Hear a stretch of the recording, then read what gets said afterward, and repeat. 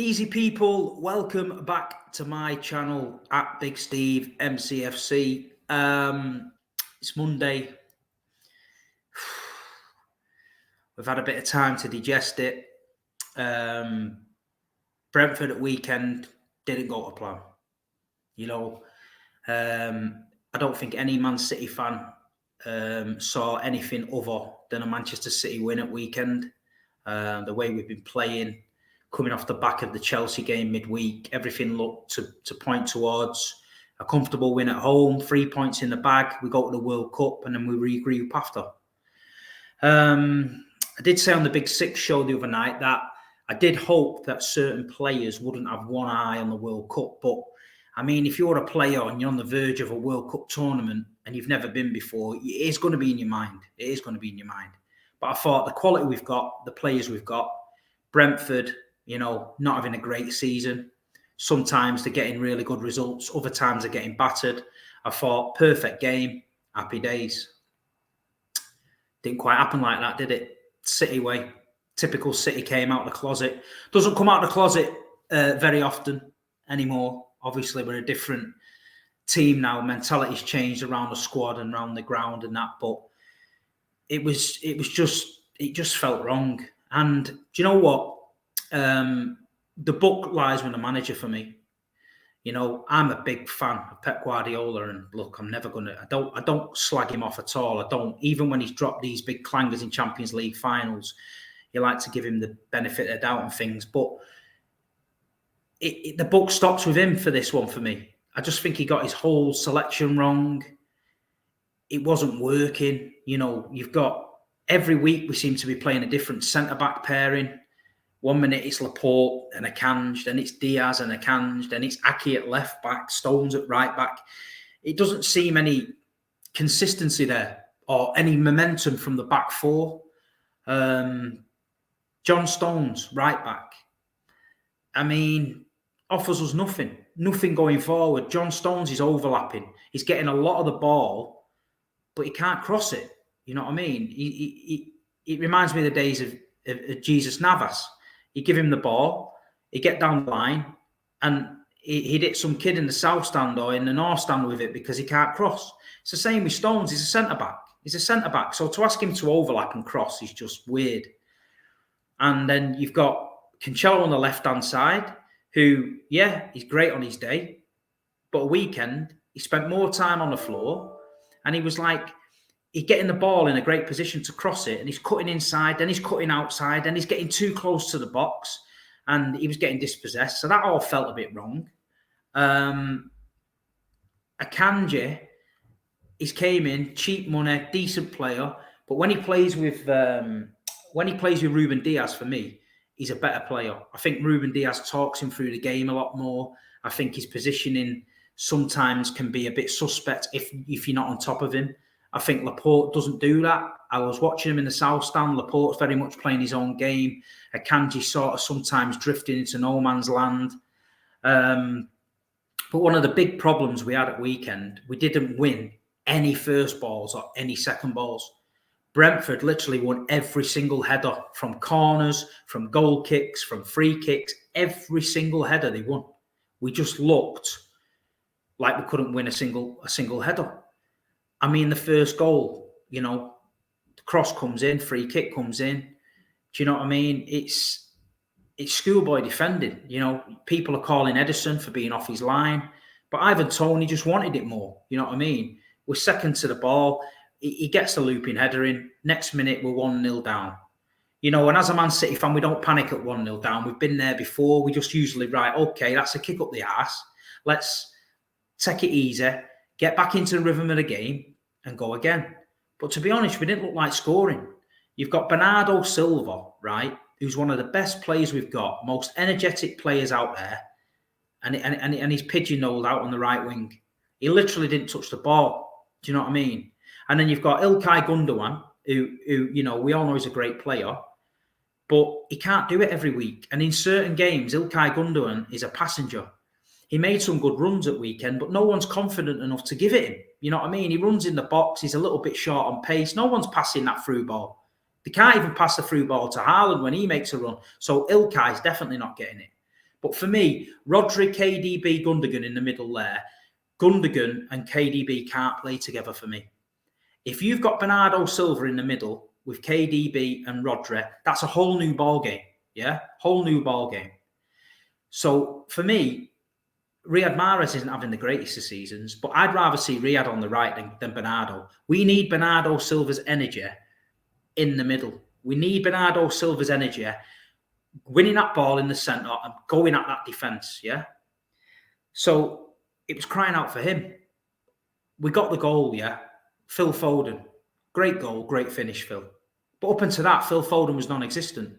Cancelo was up his arse every time on the left. So he literally was pushing him into small boxes. He couldn't move because Cancelo was on him. So these little intricate 1-2s between them wasn't working. The crosses wasn't coming in for Haaland. Basically, didn't have a touch. The whole game, everything about the whole game was wrong. It just looked wrong. There was no urgency there. You're looking at the bench then. You're looking at the bench. You got Jack Grealish, yeah? It's been one of our best players this season, Jack. One of our best players. He can pick the ball up. He can carry it. He can run at defenders. Exactly what Brentford did not want to happen. We had him sat on the bench. Ilkay Gundogan, yeah? Kevin De Bruyne was all over trying to find the pass. He always is. He's trying to come deep. He's trying to come long. But Brentford, to all their credit, they really, really defended well. They got plenty of men behind the ball. They kept the shape. They didn't lose focus of what they had to do. They defended well on corners. They basically said, Akanji, Laporte and Stones, you can have the ball because we know you can't hurt us from where you are. We know you're not a Kevin De Bruyne. So give them the ball. We'll just make sure that Kevin De Bruyne, Gundogan, Haaland, Foden, everyone's on their man. And then cut down them channels to stop them passing. So basically, we had, like I said before, Johnny Stones on the edge of their box, looking for the through pass, never going to happen. Johnny Stones on the overlap, trying to cross it, didn't do nothing. So it's frustrating. I mean, there's a number of problems there, Pep, you need to issue and address it. Yes, you're the best manager we've ever had. Yeah, you're fantastic, but you've got to take a bit of criticism. If you've got the tools to get this job done and you're not doing it, whether it's stubborn or what, you're not making the changes, people are going to get on your case. You could already see in the crowd, everyone was getting a bit mad, thinking, why is he not throwing Gundo on? Why is he not putting Bernardo in the middle? I know he changed it late on, but we ended up at Phil Foden at left back or something mad like that. It's just weird. It's just weird. And like you say, if we need a goal, I'd rather just go long last 10 minutes to Haaland because the law of averages tells you that you keep spamming them balls in for 10 minutes, not all game, for 10 minutes, he's going to get on the end of something. But he didn't look interested. He didn't have any touches of the ball. He just looked isolated. No service. But for me, listen, it's a weird season. People are saying Arsenal are top at Christmas. Yeah, they are. But it's not really Christmas, if you know what I mean, because usually you have 21 games under your belt at least at Christmas time. This is 14. So doesn't really tell you the true picture of where we're at in the league. So people used to say anyone who's top at Christmas got a great chance of winning the league. Yeah, after 21 games. This is after 14. We're 5 points behind Arsenal and we've not been playing well. We've changed our whole system from the false nine to now we've got a target man in Haaland. Have we made mistakes? 100%. Do we look vulnerable sometimes on the counter-attack? Yeah. Did Brentford find the formula to beat us? I think it did. But I think we had the kryptonite on the bench to put on and deal with it when we didn't do it. So that lies with the manager.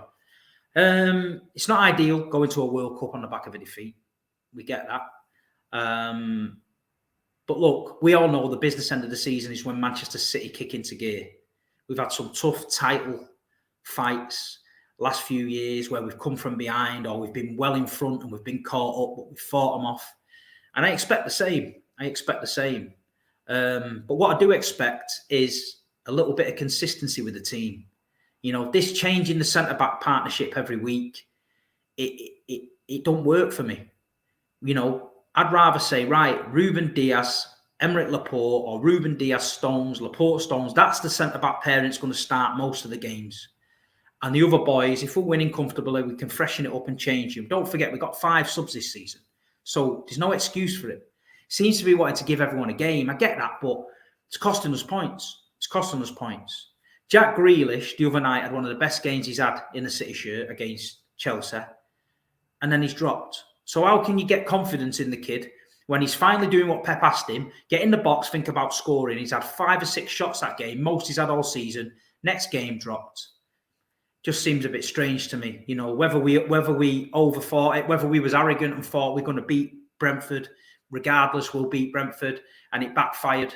I mean, it was shit at 1-1. But then you look and think, well, don't get beat. 1-1, we get a point. It is what it is. It happens. And then bang, they catch us on the counter-attack. To be fair to Brentford, should have been 4-1, 5-1. Kevin De Bruyne gets one off the line late on. Edison's made some fantastic saves.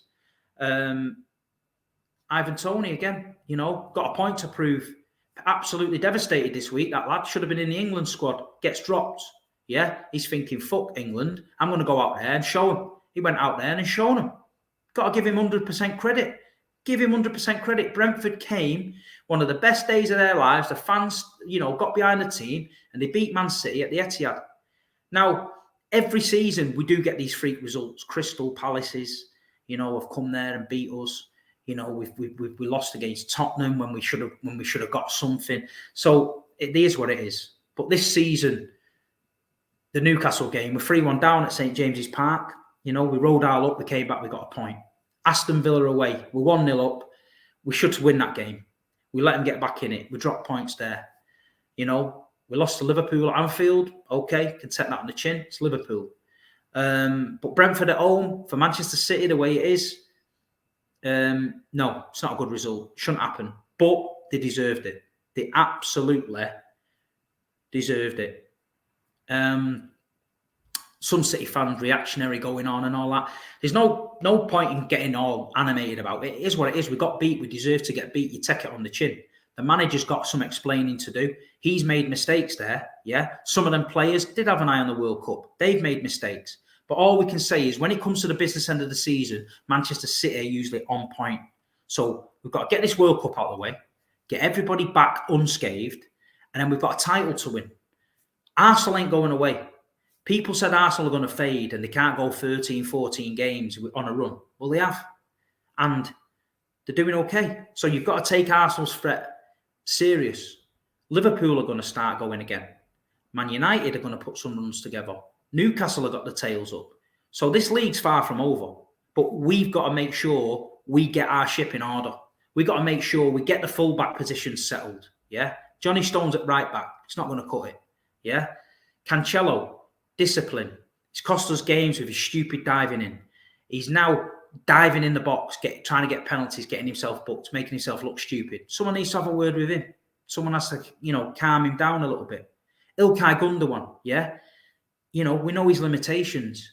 I know he's the captain, but you don't mean you have to play him every game, Play our best side.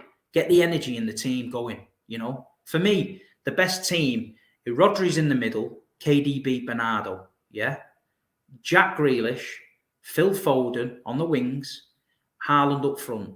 Back four, we've got to play full-backs. Cancelo on the left, Kyle Walker on the right, and Dias Stones, Dias Laporte, Dias Akanji, whatever you want to go with it, but stick with it. We need to get this momentum going, in my opinion. We need to get this momentum going.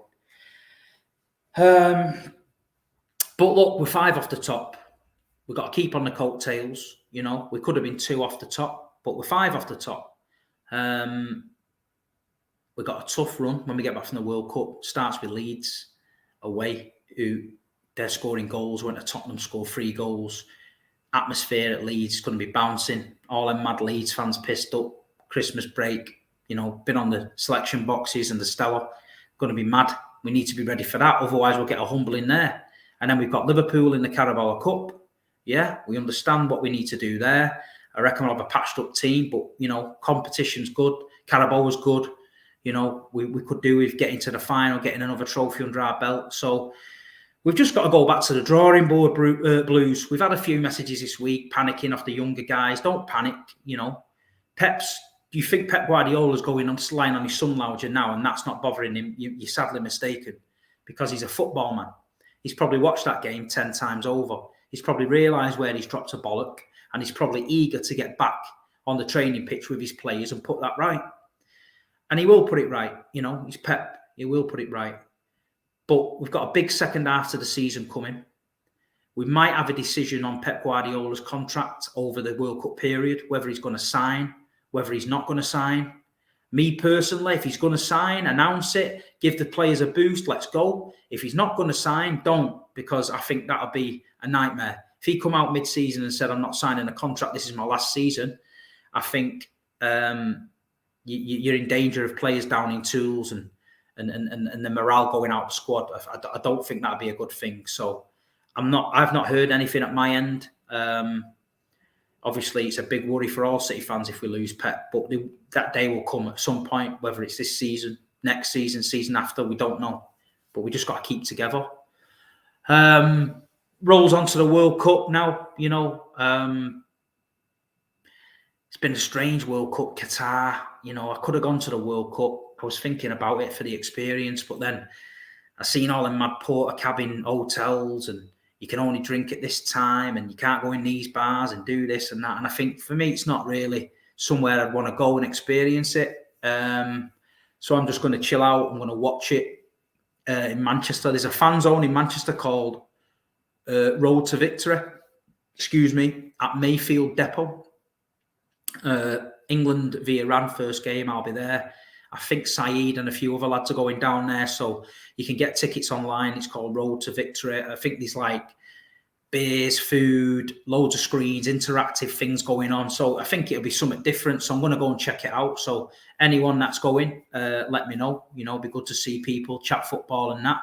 We're all England, you know, United fans, City fans, you know, we'll all do that. But yeah, so the World Cup's another thing. Whether we can do it, I don't know. I just have my reservations about Southgate going a bit negative, stinking the gaff out. I went to the England-Germany game a few weeks ago, and watching Harry Maguire in an England shirt was just one of the worst experiences of my life. And I'm not looking forward to it. But hey-ho, clean slate for everyone, World Cup.